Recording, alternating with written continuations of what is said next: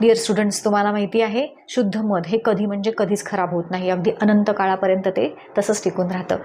शास्त्रज्ञांना 3000 वर्षापूर्वीचं शुद्ध मध सापडलेलं आहे इजिप्तच्या टोम्समध्ये, की जे अजूनही आपण खाऊ शकतो. मधाचे असे काही स्पेसिफिक गुणधर्म असतात की ज्यामुळे हे पॉसिबल होतं.